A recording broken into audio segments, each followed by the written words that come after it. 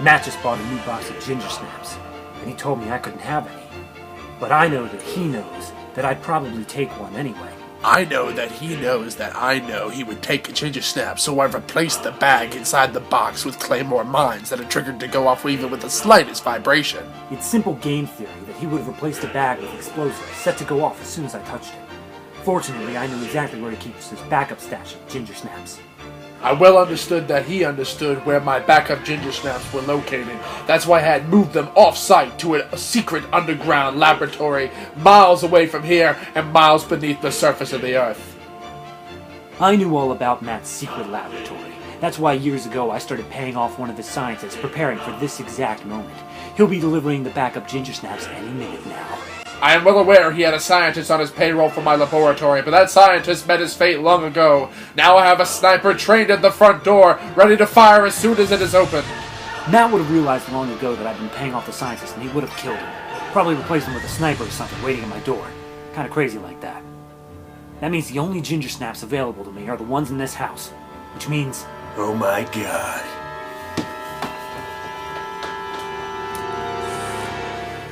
This game was over before it began, and with one last decisive sweeping move, I shall obliterate him for all eternity. I shall take a ginger snap and eat it!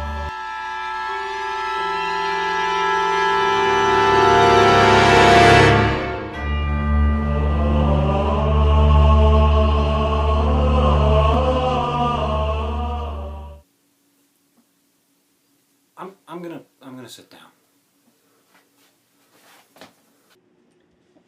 Okay.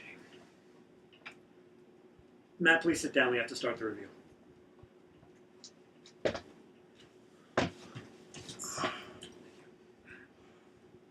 Question.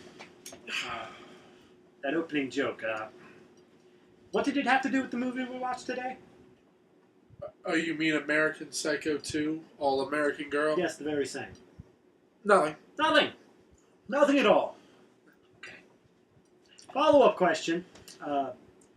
Why did we do that opening joke if it had nothing to do with the content the review is based on? It's because American Psycho 2 has nothing to do with American Psycho. Oh, the content it was based on. Yeah. Okay, so it's like parallels. Yeah. I get it. Neat. So. Fuck you. Fuck you. You fucking fuck-face fuck. Fuck you. Guess who picked today's movie? Jesus Laura. Christ. Oh my god. Okay, for anyone unaware, American Psycho was a film based off of a novel by Bret Easton Ellis, starring Christian Bale, about almost DiCaprio, actually.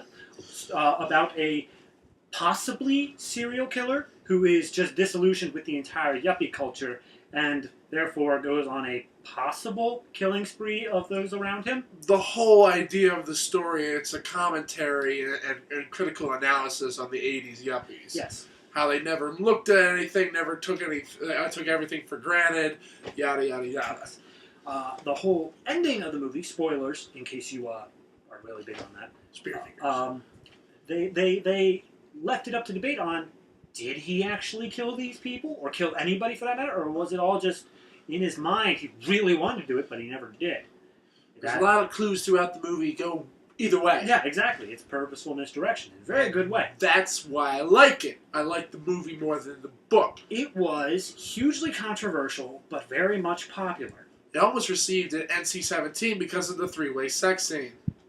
So, Hollywood, being the beautiful little mistress it is, in its infinite wisdom, decided, hey, we have a script that kind of almost fits that kind of thing. The girl who wouldn't die. Yes, right? Exactly. How about we turn it into American Psycho 2? All-American Girl. Starring Mila Kunis and William Shatner, because they were actually filming the script before they decided to turn it into American Psycho 2. Exactly. Yes. Now, here begets part of the problem. You took another script that had nothing to do with American Psycho. And you tacked on American Psycho with the interpretation, mind you, that Patrick Bateman was killing people. You know, the funny thing is, you didn't see the trailer of This movie. I didn't. The trailer has clips from the first movie in it. If I'm not mistaken, I don't think I am. Woo! Boy. It's like, I saw Patrick Bateman kill. That's a thing. This came out 2 years after the original American Psycho. Which means most likely it was probably made about a year after, or at least probably the time when American Psycho it was being developed when American Psycho was out in theater. Yes. There was no possible fact that they had been like, let's make American Psycho 2 before American Psycho came out. Yeah. That's not the Hollywood system back then. Anyway, I'm going to start with plot now. I'm going to give fair warning. I know a few names. Nowhere near all of them. So I'm going to do my best, but some people may be that guy. The story revolves around Mila Kunis' character named Rachel, who is at a college and is... Oh, well, I guess I have to open with the prologue, don't I? Yeah. Rachel was a little girl about 12 years old. With a couple of guys that were up to no good, started making trouble in my neighborhood. She went out with her babysitter, who was going on a date, even though she was seeing William Shatner's character, which is revealed much later. Like the end of the movie. And who was this date with? Infamous, not caught yet, Patrick Bateman. But it's not Christian Bale. No, it's some other guy. And he decides to kill her. The babysitter, not Mila Kunis. Well, her character too. Possibly. Afterwards. So anyway, Mila Kunis escapes her little area where she's being held, and she comes over with an ice pick, and she kills Patrick Bateman. Almost like what this movie did to the original. Patrick Bateman. Think about that for a second, guys. She's 12. Now, this movie is going off the premise that all the murders did happen from American Psycho. Mm-hmm. Problem with that. No. You do not get to kill that character off because you can't just... Like, literally, the fact that they mentioned Bateman a couple times and that was the prologue are the only reasons. To be honest, actually, it probably was a completely different killer and whatnot when the script was originally written. No, there was no kill scene in the original script. I guarantee you, they just introduced her as a sociopath, and she didn't have to have that, oh, here was my sparking moment. I guarantee you she just died. Well, it was about her obsession with the teacher, because she said that it started back then. I don't know. Maybe. I think, well, there's probably some variation of an origin scene that occurred, probably. Point being, it was changing the ending, but I didn't even finish plot. But that's the only thing that has any connection to American Psycho 1. Right. Like, the rest of it is completely independent. There's nothing to do with it whatsoever. No related characters, no related settings even. No meaning. Nothing. Alright, moving on to the rest Very of the nihilist.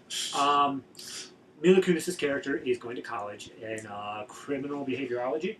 Yeah. Something like that. Behavioralism. Whatever. And the top man in the field is William Shatner. William Shatner, a professor named Starkman.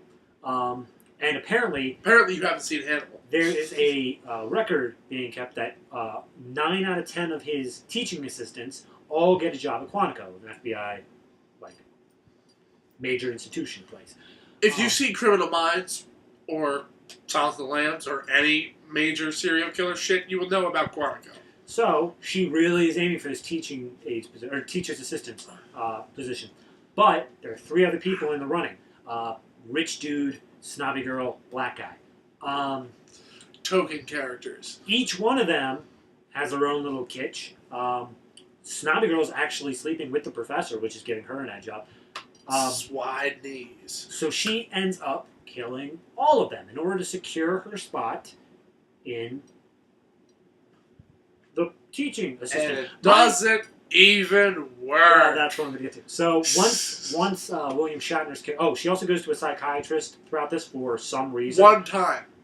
For some reason. Yeah. And she doesn't divulge anything about her habits, but the psychiatrist picks up on some major sociopathic tendencies. Also that she's obsessed with her teacher. Yes. So then he warns the teacher about it, and he believes that it is the girl he's sleeping with that is the sociopath, because they can't say names because of doctor-patient confidentiality. Even though you're sharing everything else. It's script contrivance. Anyway. Well, to be fair. It's script contrivance.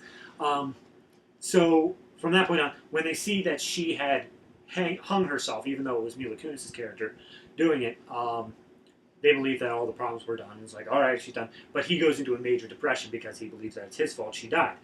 But then you find out that it is actually Rachel's character. Rachel ends up killing Starkman, Shatner's character.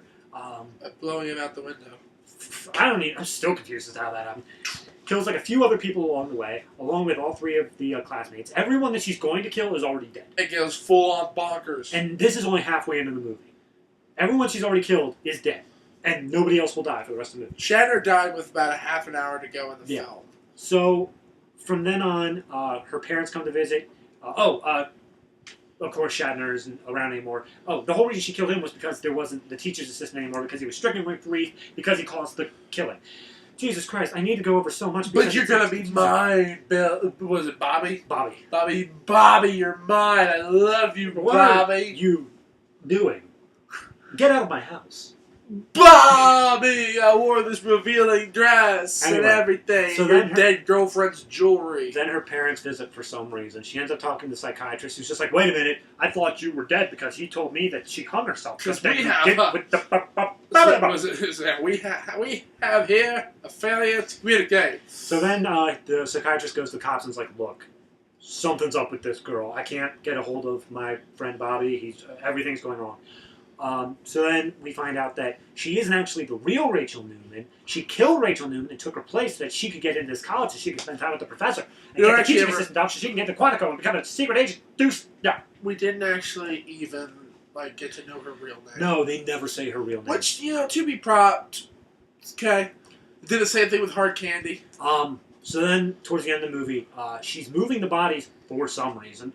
And the psychiatrist catches her with the cops, and she essentially drives off of a cliff, and everyone thinks she died. But of course she didn't, and she reveals that she actually did take over. She killed the last teaching assistant, took her place, became an agent at Quantico, and movie ends saying, oh, something cool. Something dark side. That's all I got. Yeah. That's plot. It took way too long to explain that, but that's only because I don't want to go over any of it again. Ever. And now... And now the review. 10 minutes in. Where to begin? The thing is, one, it's obvious that this was a completely different script. Yeah. Two, and you said it during the movie itself, this has the kind of impression that it was a first draft screenplay. Oh, there are so many... I can't guess. Maybe it was completely different. Maybe so many people put their hands into the pie. I highly doubt it's executive network. No, I don't highly doubt it. I highly suspect it's executive network. Yeah, because the thing is, though, usually if you get a movie, unless you're really indie and shit like that, most of the time, for every writer you see credited on a movie, you'll probably have 1 to 2 writers not credited. Well, so... And that's true, to be honest, actually, considering how botched some big series movies can be and whatnot. What was it, Space Jam, I remember, had 5 official writers. So just imagine another writer or 2 over top of that. That's 10 to 15 writers. Well, the thing is, I expect it to be executive meddling because of the fact that it changed from one movie to another, and they had to jam shit in there to connect it. To be fair, also, we've encountered this before where another script has been taken. It was the Hellraiser Hellworld movie. That it was another script that just kind of tacked it on. And but that one was done much more fluidly, I feel. Yeah. I think they did it early enough in the because process. this had nothing to do with any, like, if this character was in 80s yuppies society who grew up in it, even better, if it was a kid who actually started doing this shit, kind of like Child's Play without the dolls, kind of like Orphan or The Omen or something like that. It's like where she starts exhibiting these tendencies when she was a kid. That could be interesting. Or even better, like it's a kid who did witness, and also the trailer, mind you, makes it look like she wasn't there. She like was hiding, and she witnessed the murder. And it was totally a murder for the first movie too. Yeah, so like, and this was released by Lionsgate. Just picture that for a second. All right, I want to get into real quick, just general. Oh, that's one thing I need to say earlier. Why I think this is a first draft script. There's this beautiful little thing called suspension of disbelief.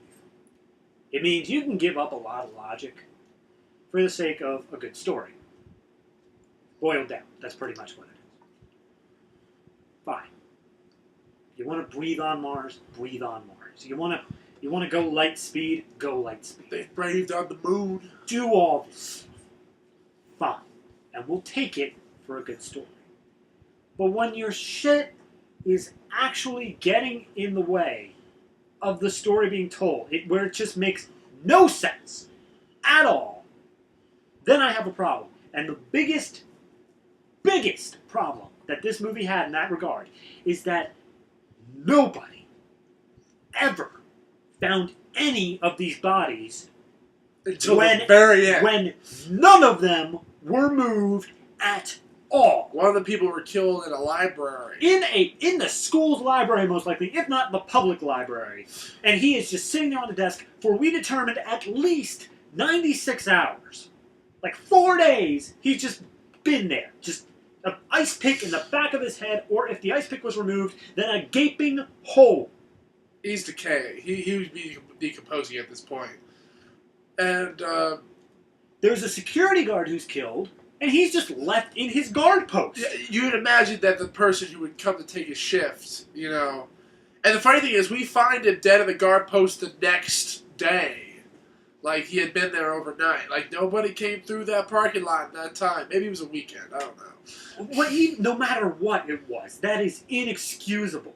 The fact that nobody ever saw these, and she's like, oh, I'm cold and calculating, and I know, bitch, you don't know jack shit. You made so many mistakes. So many. You let your ego get in the way. See, the fact of the matter is, sociopathic tendency people have extreme egos, but they're also extremely calculating. There's this entire scene where they're devoted to talking about Ted Bundy. Yeah, and whether or not he was calculating or if he was... And how, and she also said, how she said, she alluded to this fact. It's like, the person spiraling could be factored into the plan. It's like, that type of serial killer doesn't exist. Yeah. And then at the very end, she's like, oh, she was 1 in a billion. 1 in a billion. 1 in a billion. That was the name of the book that was written about her by the psychiatrist. Yeah, of course he wrote a book. All right, look. All right. Here's how I view this serial killer. Imagine serial killers. Oh, I want to say one more thing. Okay, say one more thing. American Psycho is viewed as not only fact, but also at the same time, the book still exists in this universe. It's like, I heard that a book was written about Patrick. It's like, yo, you can't do... Well, you can, but at the same time, you can't do that and just not reference it at all. If it was like Patrick Bateman's little sister or something like that, or even better, he had a brother. What if she was his niece and whatnot, and she was majorly fucked up by that family? It could have been something. He fucks like everybody in the movie. In the original movie. If any one of them had a kid. Well, there's so many people that most of them die. Yeah, but I mean, some do survive. It's like, most of the people he does fuck die. Anyway. Except for that one girl. Here's how I view this movie's universe, especially when it comes down to Rachel Newman as a serial killer. Imagine every human being on Earth is a Pokemon. I know this is a bit nerdy, but work with me here. Serial killers are like shiny Pokemon. Okay? They're rare. They're rare. But when you manage to out one, it's like, oh my god, it's a shiny. Oh my god, it's awesome. We gotta catch it. See, the catching thing works. Mila Kunis is, say you got one like... Not Mila Kunis, her character. Say you got one like, I don't know, Ted Bundy, Ed Gein, something like that. Those ones are like, the legendaries. They're the ones everybody knows. They're like, wow, he's like a Mewtwo shiny or Groudon shiny. Whoa. Mila Kunis is like a shiny Rattata. She's there, but you really don't care that much about her. Like, what's she gonna do for me, honestly? So she's just gonna be there, and I'm just here with my beer. Yeah, whatever. Honestly, she's such she's not even that good of a... Like, yes, okay, she killed people. That's bad. That's bad. I'm not even saying that's even close to good. But... impressive? 1 in a billion?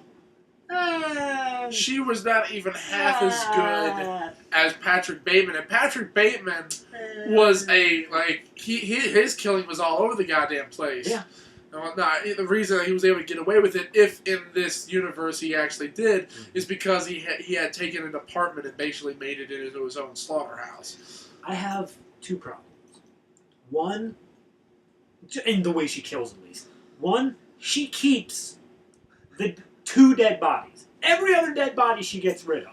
But she keeps 2. She keeps the original Rachel Newman. Because, one, she can't have her body discovered, and the other guy that she keeps is the professor, right, and whatnot, and she's obsessed with him. She's gone completely off the rocker at the end of the movie. But at the same time, but then at the same time, when she's at Quantico, she's completely in control. That's what I'm having a problem with. Like, so, maybe if they just maybe if it was oh my god, those fuckers. I made a realization. Epiphany ho! Remember how you just said, what if somebody factored their decline into their plan? Yeah. Fuck. Yeah. Fuck. Oh, you just got that? I did. I was wondering why they were writing her so shittily, but then I realized it was just so she could make her escape. Those bastards. Alright. Brilliant! I'll let that one slide now because of that. Good on them. But I still do not appreciate the fact that none of the bodies were found. She was very sloppy in everything she did. And they play her off like she was this amazing person.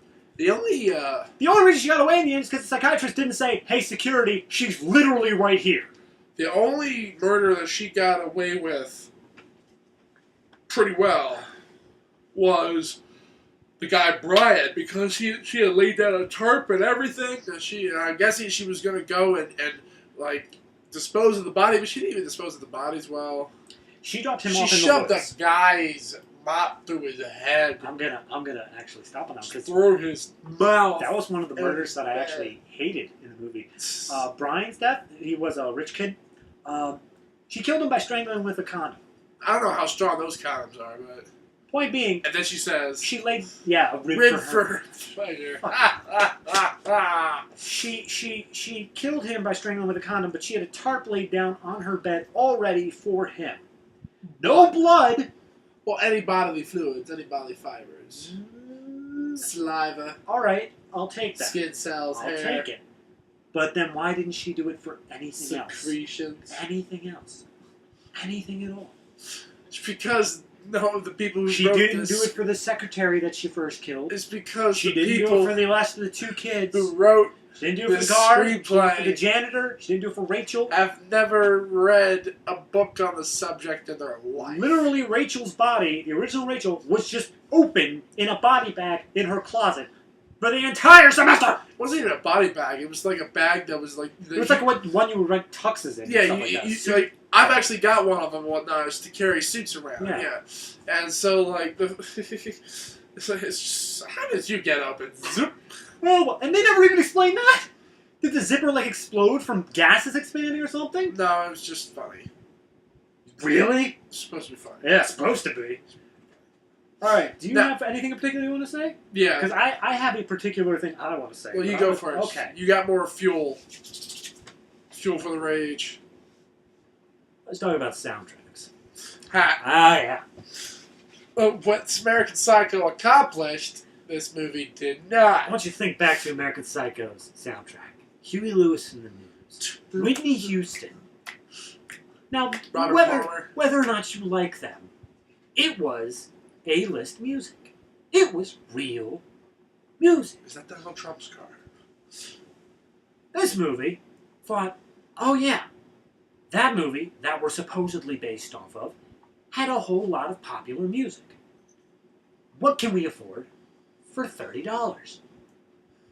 And they proceeded to get some of the worst ass punk rock I've ever heard in my entire life. They did have a song for Imogen Heap. Yes, they did, but it wasn't one of her better ones. I can tell you that. Interesting. All of them were just like, and when you... It's, first off, acoustic guitar, if not electric guitar, every time. One time one of them sounded like a banjo. It was like, and it's just like, when she cries, I dies, 'cause in her eyes are lies, buys. It's that sort of shit.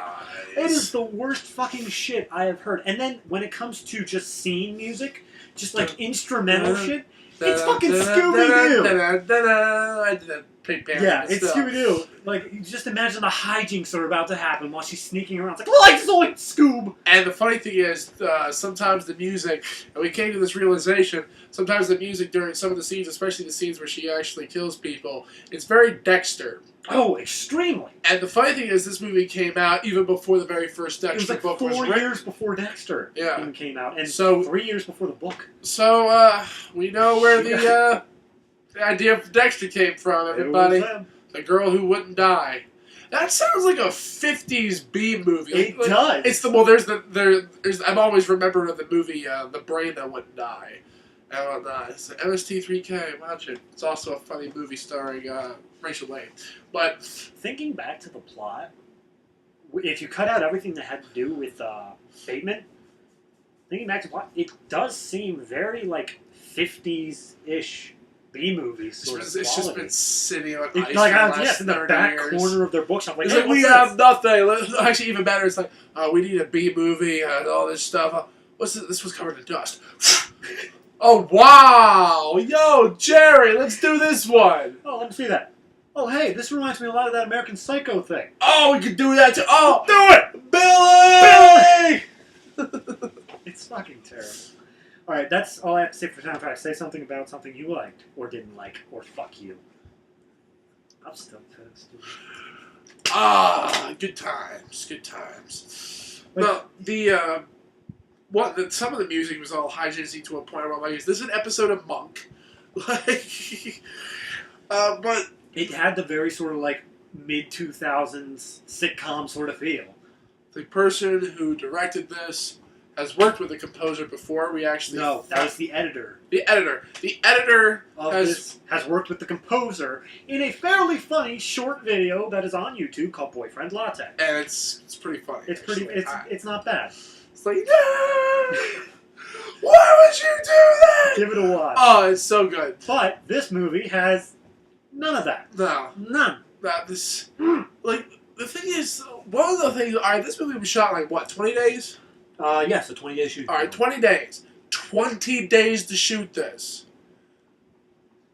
I'm sorry, you guys could have done a better job. I wouldn't be surprised if it was like a 5-day shooting schedule and then 10 days off, and they're like, oh, by the way, we're turning this into American Psycho. Like, and then they had to come back for another 5 days. I really, like, alright, Mila Kunis, let's talk about her acting in this. I want to say real quick, she has publicly said that she is ashamed of this Yeah, I was movie, going to bring that up. She is like, she has written, this movie is like the Battlefield Earth of her resume, except that Travolta still doesn't denounce that movie. He can't.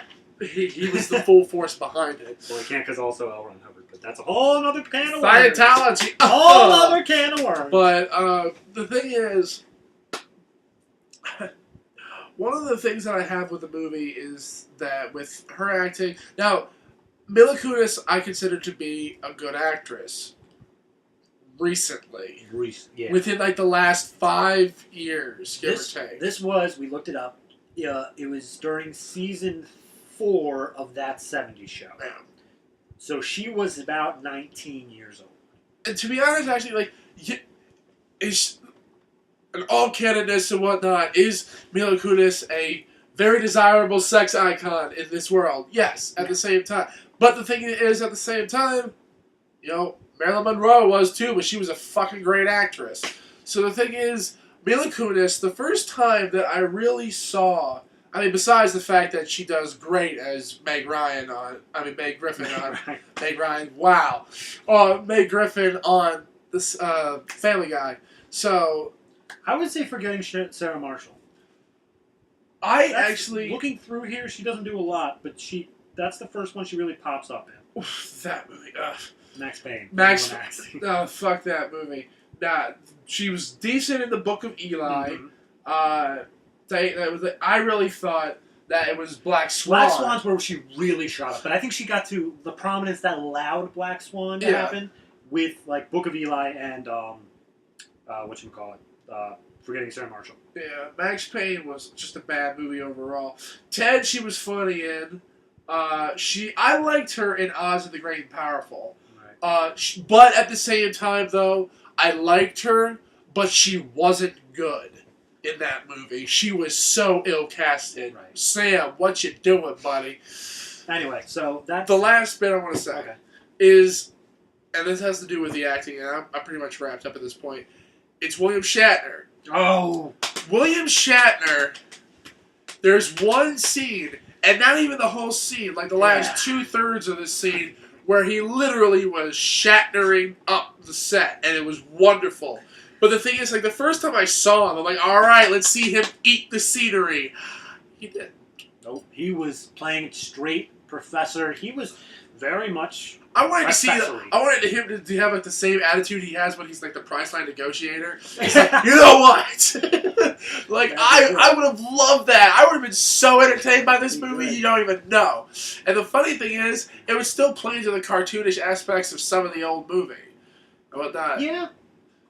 Don't you remember the bloody business card scene? It's like, oh my god, it even has a watermark. Fucking love that. But no, for the Will Shatner scene that he's talking about, his character, in order to deal with this grieving over having the student kill herself, he takes the combination of alcohol and Valium. So, which is a big no-no. Character-wise, he had a bit of a reason for slurring his words. Yeah. I bet Us he was really just drunk. viewing him-wise, he was just, what are you doing in my apartment? Rachel. Rachel.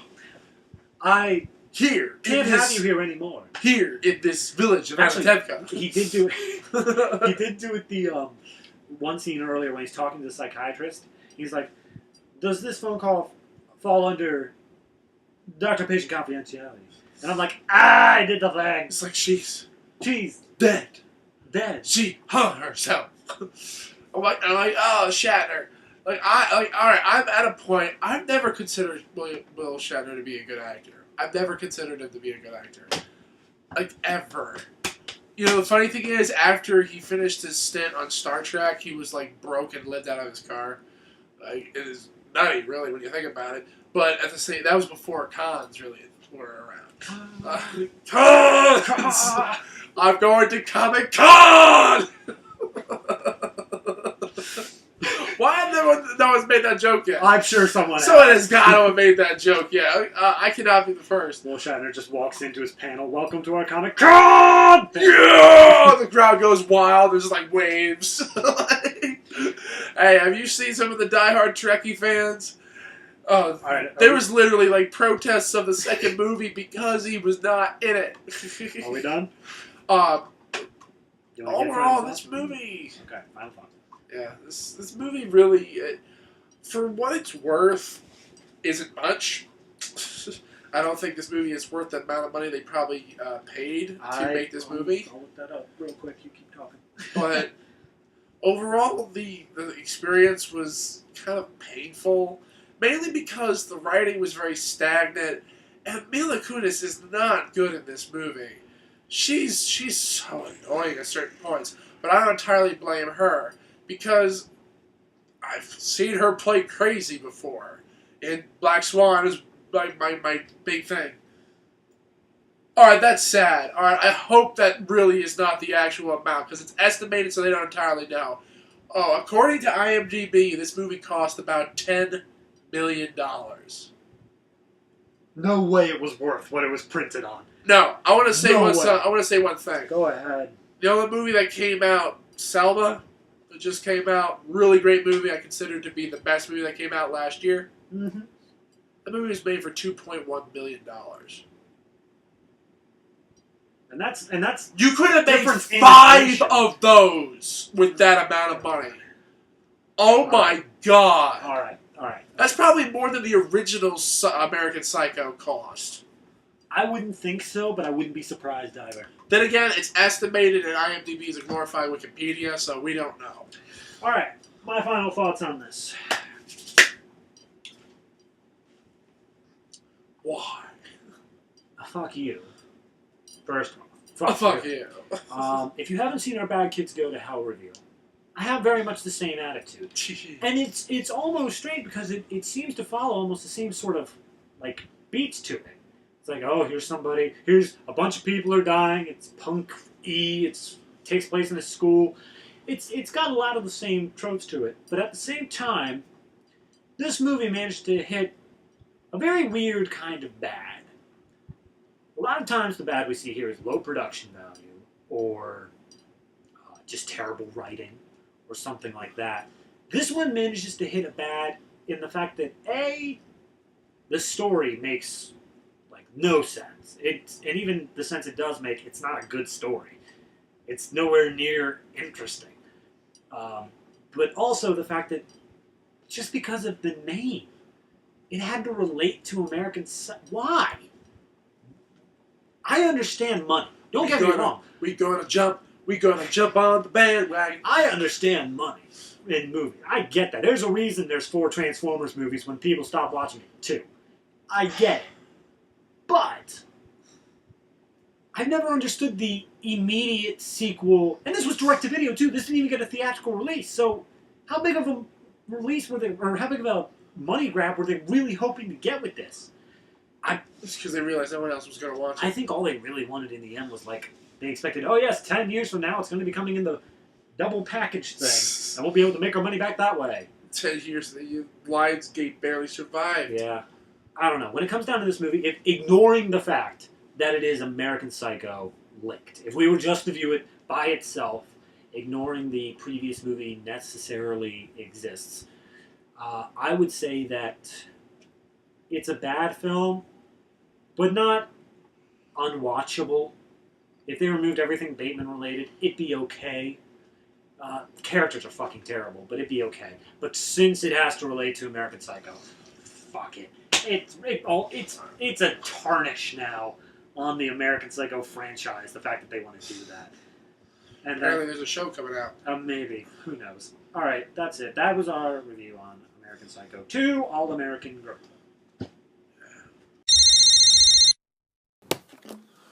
Hello. Hello, is this the host of ShitFlix? Yes. Oh, are you the attractive one?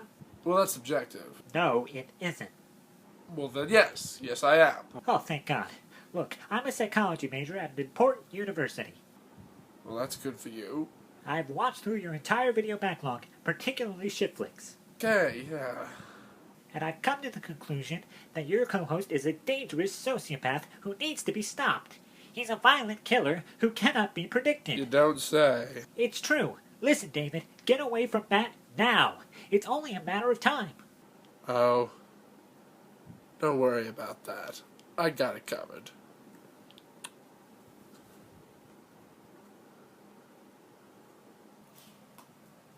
Who was that? Oh, no one you need to worry your simple little mind about.